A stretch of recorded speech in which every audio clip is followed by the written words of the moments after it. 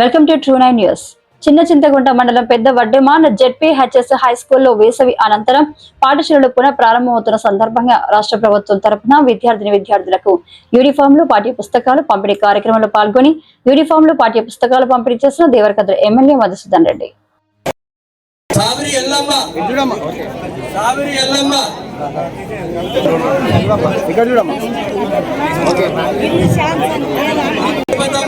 Prashant back, Prashant. Back. All right, very good. Okay. Asina Begum. Okay. Pitra Mamata, Hollamoni Lakshmi.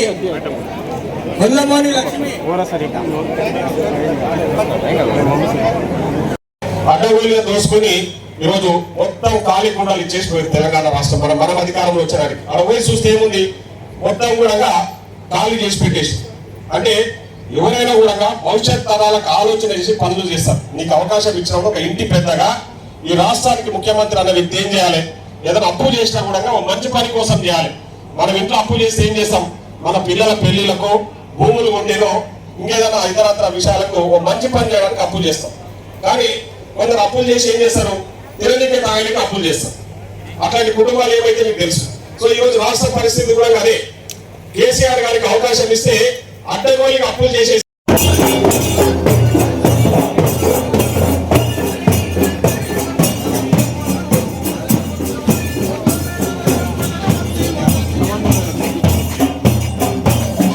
ఎన్నికలప్పుడు ఖచ్చితంగా కాంగ్రెస్ పార్టీకి మీరు అందరూ కూడా సపోర్ట్ చేయండి. కాంగ్రెస్ ప్రభుత్వాన్ని ఈ రాష్ట్రంలో అధికారంలోకి తీసుకురండి. మీ అందరి సహకారంతో మేము ఇచ్చిన హామీలను కూడా నెరవేరుస్తామని ఆ రోజు మాట ఇచ్చిన ప్రకారం మీరు అందరూ కూడా ఆ రోజు పెద్ద ఎత్తున కాంగ్రెస్ పార్టీకి సపోర్ట్ చేసి ఈ రాష్ట్రంలో ఒక ప్రజా ప్రభుత్వం ఏర్పాటులో మీరందరూ కూడా ఆ రోజు భాగస్థులు అయింది. సో మీ అందరి సపోర్ట్ తోనే ఈరోజు ఒక దుర్మార్గమైన ప్రభుత్వాన్ని పడగొట్టి, ఒక అవినీతిమయమైన ప్రభుత్వాన్ని పడగొట్టి ఈరోజు ప్రజా ప్రభుత్వాన్ని మనం ఈ రాష్ట్రంలో అధికారంలోకి తీసుకొచ్చినాం. ఎన్నికలప్పుడు మీకు అందరూ కూడా చాలా హామీలు ఇచ్చినాం. నేను ఇప్పుడే మా సొంత గ్రామంలో ఆర్టీసీ బస్సు, ఆ గ్రామానికి ఎప్పటి నుంచో గ్రామంలో బస్సు లేకుండే, బస్సు ప్రారంభిస్తే బస్సులో కూర్చుంటే బస్సులో మహిళలంతా పాట పాడుతున్నారు. సో ఒక్కొక్క స్కీమ్ గురించి వాళ్ళు చెప్తా ఉంటే నేనేదో ప్రజలకు తెలియాలనుకుంటున్నాను నేను ఏం చేస్తున్నది. ప్రతి ఒక్కటి వాళ్ళు వివరంగా పాట రూపకంగా చెప్తా ఉంటే సంతోషం వేసింది. అంటే ఆ రోజు మేము ఇచ్చిన హామీలన్నీ కూడా మీకు వీరందరికీ కూడా తెలుసు. ఈరోజు ఆర్థిక పరిస్థితి విషయంలో, రాష్ట్ర ఆర్థిక పరిస్థితి గురించి ఒక 2 నిమిషాలు మీకు మాట్లాడతా. తర్వాత నేను మళ్ళీ మన సబ్జెక్ట్కి వస్తాను. ఆ పరిస్థితి ఏర్పడ్డది. పోయి చూస్తే అది ఎప్పుడు తెలిసింది? దొంగతనం చేసినాక ఆ ఇల్లు తెరిచి చూస్తే మొత్తం, బీరువా తెరిచి చూస్తే మొత్తం ఖాళీ ఉన్నాయి. కుండాలు తెరిస్తే కుండాలు ఏం లేవు, నీళ్లు బీరువా తెరిస్తే బీరువా లేవు. ఎవరు దగ్గరికి మొత్తం అంటే టీఆర్ఎస్ మొత్తం సారు కేసీఆర్ గారు, కేటీఆర్ గారు, హరీష్ రావు గారు, కవితారావు గారు, ఈ రావులకు తోడు పాలము. అదేవిధంగా నీలివేనిపల్లి మీకు అందరికి తెలుసు. పైలట్ ప్రాజెక్ట్ కింద ఆ గ్రామాన్ని తీసుకొని ఆ గ్రామంలో 80 ఇండ్లు ఆల్రెడీ శాంక్షన్ చేస్తే దాదాపు ఒక 40 ఇండ్లు ఆల్రెడీ పనులు మొదలు పెట్టినో. మనం మీరు చూసిన 2వ తారీఖు జూన్ 2వ తారీఖు నేనే పైన తెలుగు విజయమ్మ ఇల్లు కంప్లీట్ చేసుకొని ఆ గృహప్రవేశానికి పోతే ఆమె ఇంటికి పోతే ఆమె ఇంత భూమి కూడా పెట్టింది. మాకు ఆడ పోయి నేను ఆ రోజు గృహప్రవేశంలో పోయి ఆ రోజు అన్నం కూడా తిన్నాం. మేము అందరం పోయినాం, గృహప్రవేశం చేసుకున్నాం ఇందిరమ్మ ఇల్లు. సో నేను ఈ రోజు మీ అందరికీ కూడా ఒకటే విజ్ఞప్తి చేస్తున్నా.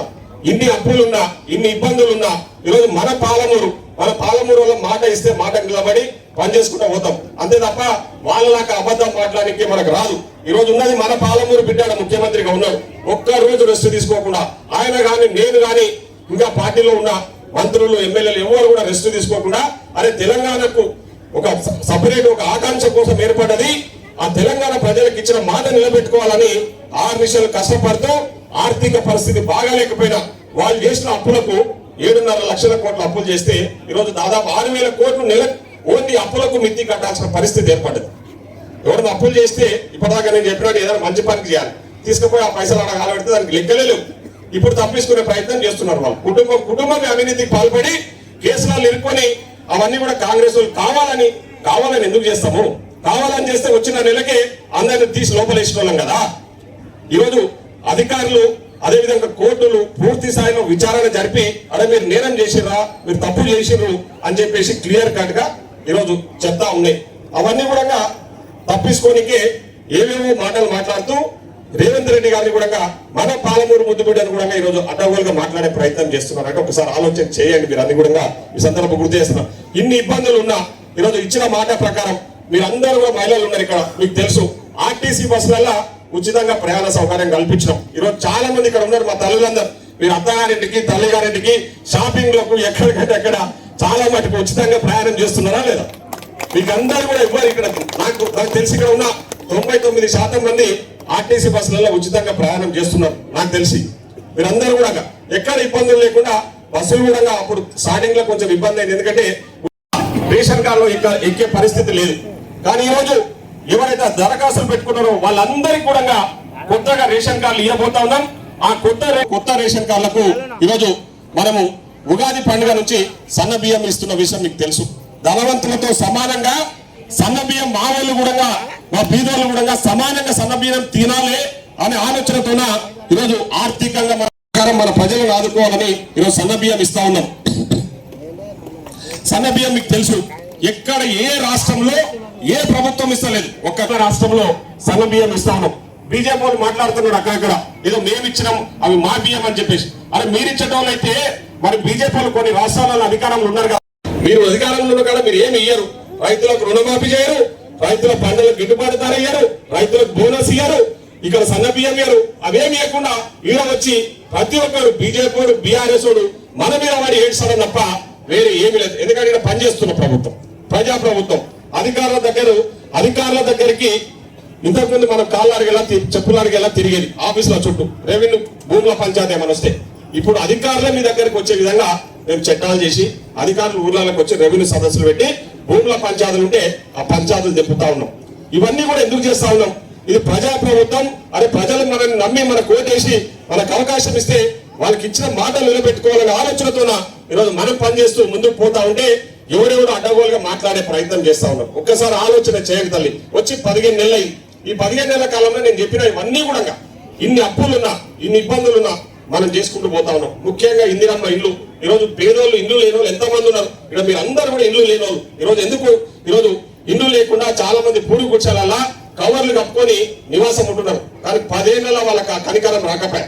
అరే మా వాళ్ళు ఇల్లు లేని వాళ్ళు చాలా మంది ఉన్నారు కదా, ఇంగిత జ్ఞానం కూడా వాళ్ళకి లేకుండా పైసలను అడ్డగోలుగా దోసుకుపోయి కాళేశ్వరాలు ఆలబెట్టి ఈరోజు మళ్ళా ఉల్టా అధికారుల మీద నెపం నెట్టే ప్రయత్నం చేస్తున్నారంటే వాళ్ళు ఎంత పెద్ద దోపిడీదారులో ఈ రాష్ట్రాన్ని ఏ విధంగా దివాలా దించారో ఒక్కసారి ఆలోచన చేయండి. అట్లాంటి వాళ్ళు మళ్ళా ఇట్లకెళ్ళి కనిపిస్తే మనము ఆగమైపోతామని చెప్పి కూడా ఈ సందర్భం గుర్తు చేస్తున్నాం. వాళ్ళన్న విషయాలే ఇలా మీకు అందరికీ కూడా తెలుసు. దయ్యాల గురించి మనం ఎక్కువ ఆలోచన చేయకుండా ఈరోజు ఇందిరమ్మ ఇల్లు ప్రతి గ్రామంలో కూడా ఇండ్లు లేని నిరుపేదలు ఎవరైతే ఉన్నారో మీలాంటి వాళ్ళందరికీ ఇండ్లు ఇవ్వాలని ఈరోజు ఈ శ్రీకారం చుట్టాం. ఈ కార్యక్రమానికి శ్రీకారం చుట్టాం. ఇంకా ఎవరైనా రాని వాళ్ళకు కూడా ఖచ్చితంగా ఇది మొదటి విడతనే. వచ్చే సంవత్సరానికి సంబంధించి మళ్ళీ ఈ ఇయర్ ఎండింగ్ లో ఖచ్చితంగా 2వ విడతలో కూడా మళ్ళా 3500 ఇండ్లు వస్తున్నాయి. ఆ ఇళ్లకు కూడా ఇవ్వబోతాము. ఇప్పుడు ఈ 3500 ఇళ్లకు దాదాపు 170 కోట్ల రూపాయలు ప్రభుత్వం కేటాయించింది. ఆల్రెడీ ఎవరైతే ఇల్లు కట్టుకుంటున్నారో మీరు తెలుగు విజయమ్మ మన మీనుగొండపాలెం ఇల్లు కంప్లీట్ అయితే ఆమెకు 4 లక్షల రూపాయలు ఆల్రెడీ అకౌంట్ లో పడ్డాయి. మొత్తం పూర్తయింది.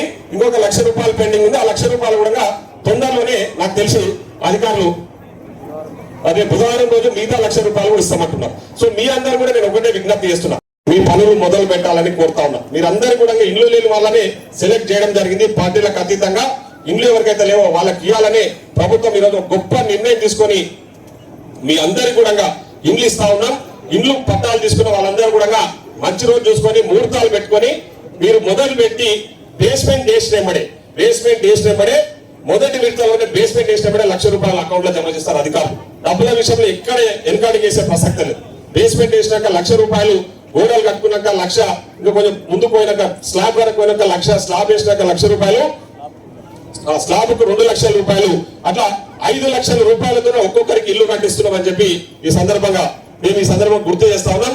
కాబట్టి ఇల్లు వచ్చిన వాళ్ళందరూ కూడా దయచేసి మీరు ఎంబడే మొదలు పెట్టి ఎంత తొందరగా మీరు కంప్లీట్ చేసుకుంటే అంత తొందరగా మీరు చేసే పనిని బట్టి మీ అకౌంట్లలో దీంట్లో ఎవరికి 1 రూపాయి ఇవ్వాల్సిన అవసరం లేదు. నేను ముందే చెప్తా ఉన్నా తల్లి, ఎవరికి రూపాయి లంచం ఇవ్వాల్సిన అవసరం లేదు. డైరెక్ట్ గా మీ అకౌంట్ లో ప్రభుత్వం ఏదైతే 5 లక్షలు ఇస్తుందో 5 లక్షలు మీ అకౌంట్లలో జమ చేస్తారో. ఎవరైనా వచ్చి మాకు 10 రూపాయలు కావాలి 20 రూపాయలు కావాలని అడిగితే నా దగ్గరికి రండి, నాకు చెప్పండి, నా నెంబర్ పెట్టుకొని వాళ్ళ తాట తీస్తే ఎవరన్నా అట్లాంటి లంచాలు అడిగితే మాత్రం ఏం చెప్తా, ఎవరు కూడా లంచం ఇవ్వాల్సిన అవసరం లేదు. మీరు బాగా మీరు మీ అకౌంట్లలో డబ్బులు పడతాయి కాబట్టి ఇది అధికారులకు అధికారులు కానీ ఇంకా ఎవరైనా వేరే ఇతరత్ర వాళ్ళు ఇబ్బంది పెట్టినా ఇక్కడ కాంగ్రెస్ కుటుంబం కాబట్టి అట్లాంటి పనులు ఎవరు చేయరు. ఇలాగే మనం ఏమేమి టీఆర్ఎస్ వాళ్ళం కాదు, ఎక్కడ పడితే అక్కడ అడవులుగా దోసుకోనికి. కాబట్టి దయచేసి అట్లాంటివి ఏమైనా ఉన్నా కూడా మా దృష్టికి తీసుకురండి. ముఖ్యంగా ఈరోజు దేవరకథల విషయానికి ఇప్పటిదాకా మా లక్ష్మీకాంత్ అన్న మాట్లాడినట్టు ఎడ్యుకేషన్ విషయంలో ఈరోజు మన పిల్లలు పోవాలి. సో దానికోసమని 10 ఏళ్ళు వాళ్ళు గది కూడా ఆలోచన చేయలే. కనీసం దేవరకథలకు ఒక డిగ్రీ కాలేజ్ తీసుకొచ్చి అది ఇక్కడ చదువుకుంటున్న పిల్లలకు డిగ్రీ చదువుకున్న పిల్లలకు కాలేజీ కడదామని కనీసం ఇంగిత జ్ఞానం కూడా లేకుండా 10 ఏళ్ళు పాలించింది సారులు. ఈరోజు నేను వచ్చిన వెంబడే ఇక్కడ డిగ్రీ కాలేజ్ లేదంటే ఇమ్మీడియట్లీ మన ముఖ్యమంత్రి గారు అడిగి డిగ్రీ కాలేజ్ తీసుకొచ్చినప్పుడు ఆల్రెడీ స్టార్ట్ అయింది. బిల్డింగ్ కూడా తొందరలో మొదలు పెట్టబోతా ఉన్నా. డిగ్రీ చదువుకున్న పిల్లలందరూ కూడా దేవరకథలు చదువుకోవాలి, పాలమూరు వరకు పోవాల్సిన అవసరం లేదని ఆ పని చేయడం జరిగింది. అదే కాకుండా ఈరోజు హాస్పిటల్ మీకు తెలుసు, మనకి ఏదైనా ఆపద వస్తే పాలమూరుకు పట్టణం పోవాల్సిన పరిస్థితి. కానీ ఇప్పుడు ఆ అవసరం లేదు. ఇంకా 1 సంవత్సరం లోపు ఇప్పుడే పనులు మొదలు పెట్టినాం. దేవరకథల దాటినప్పుడే 100 పడకల ఆసుపత్రి నిర్మాణం చేస్తున్నాము. సంవత్సరంలో పూర్తవుతుంది. 1 ఇయర్ తర్వాత మీకు ఏ ఆపద ఉన్నా ఇక్కడే మన హాస్పిటల్ అన్ని ఫెసిలిటీస్ ఉంటాయి. అన్ని వసతులతో కూడిన హాస్పిటల్ 100 పడకల హాస్పిటల్ ఇక్కడ కడుతున్నాము. అక్కడనే ట్రీట్మెంట్ చేయిస్తామని కూడా ఈ సందర్భంగా మాటిస్తాము. కాబట్టి ఇంకా కొన్ని హామీలు ఉన్నాయి. తప్పకుండా మీకు ఇచ్చిన హామీలు ఇంకా 2-3 మిగిలిపోయినాయి. అవి కూడా ఎట్టి పరిస్థితుల్లో ఆపము. త్వరలోనే అవి కూడా మొదలు పెడతాము. పెన్షన్ల విషయం కానీ, ముఖ్యంగా మహిళలకు 2500 విషయంలో కానీ, ఇంకా ఇతరత్ర కొన్ని స్కీమ్స్ ఏవైతే ఉన్నాయో అవి కూడా ఎట్టి పరిస్థితుల్లో చేసి తీరుతామని ఈ సందర్భంగా మాటిస్తున్నాం. ఒక్క మాట ఏంటంటే, మహిళల గురించి మన ముఖ్యమంత్రి గారు చాలా గొప్పగా చెప్తా ఉంటారు. ఎప్పుడు కూడా మాకందరికి కూడా ఒకటే చెప్తాడు, మనము మహిళలకు మంచి అవకాశం ఇవ్వాలి. మహిళలు ఎందుకంటే మహిళలు ఆర్థికంగా బాగుంటే ఆ కుటుంబం బాగుంటది. ఏ పెద్దరికమైన ఏదైనా కూడా మహిళలకి అవకాశం ఇవ్వాలి. వాళ్ళకి ఇస్తేనే బాగుంటది. ఎందుకంటే మా మగవాళ్ళకి ఇస్తే ఏం చేస్తారో మీకు తెలుసు. బ్రాహ్మణుడు చెప్తున్నాడు. కాబట్టి ఈరోజు ఇళ్ల పట్టాలు కూడా ఇళ్ల పట్టాలు మీ పేర్లోనే ఇస్తా ఉన్నాం. మీరు అకౌంట్ లో ఓపెన్ చేసుకుంటే ఆ ఇంటి పైసలు కూడా మీ అకౌంట్లలోనే మహిళల అకౌంట్లలో జమ చేయాలని నేను కానీ మా ముఖ్యమంత్రి గారు చెప్పడం జరిగింది. కాబట్టి ముఖ్యంగా మీకే మొదటి ప్రాధాన్యత ఇవ్వబోతా ఉన్నాం.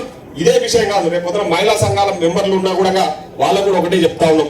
మీరు మహిళా సంఘాల కూడా పెద్ద ఎత్తున ఈ ప్రభుత్వం ప్రోత్సహిస్తా ఉంది. ఇంకా రాబోయే రోజులు ఇంకా చాలా కార్యక్రమాలు తీసుకొని మహిళలను ఆర్థికంగా ఉన్నతంగా చేయాలి. వాళ్ళు మహిళలు ఆర్థికంగా ఉంటే ఆ కుటుంబం బాగుంటది, ఆ ప్రాంతం బాగుంటది అనే ఆలోచనతో ఈరోజు ముఖ్యమంత్రి గారు ప్రతి విషయంలో కూడా మహిళలకు ఎక్కువ ఇంపార్టెన్స్ ఇస్తూ అంటే వాళ్ళకే ప్రాధాన్యత ఇవ్వాలని చెప్పేసి ఈరోజు ఇందిరమ్మ ఇల్లు కూడా మహిళల పేరు మీదే శాంక్షన్ చేస్తామని చెప్పి తెలియజేస్తాను తల్లి. కాబట్టి మీరు అధికారం ఉండదు. వచ్చే మిగిలిన 3.5 ఏళ్లే కాదు, ఆ తర్వాత వచ్చే 2వ ప్రభుత్వం కూడా మన ప్రభుత్వమే, ఈ కాంగ్రెస్ ప్రభుత్వం ఇక్కడ ఉంటది. ఎవరు దిగులు చెందాల్సిన అవసరం లేదు. మీకు ఇచ్చిన హామీలని నెరవేర్చడానికి మేము శాయశక్తుల తప్పకుండా ప్రయత్నం చేస్తామని చెప్పేసి ఈ సందర్భంగా తెలియజేస్తున్నాం.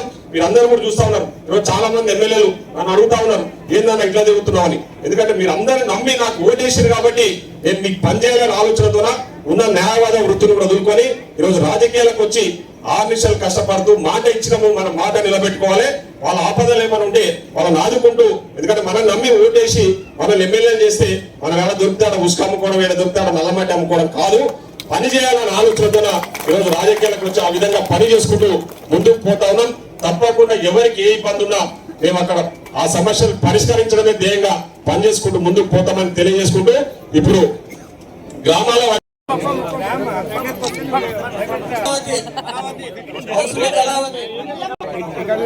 కృష్ణుడు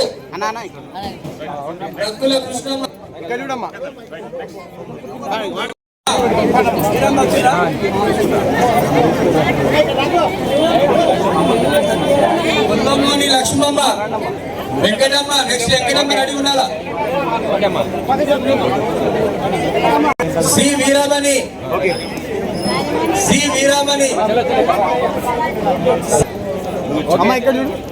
చిన్నయ్య సుందాని మగులమ్మ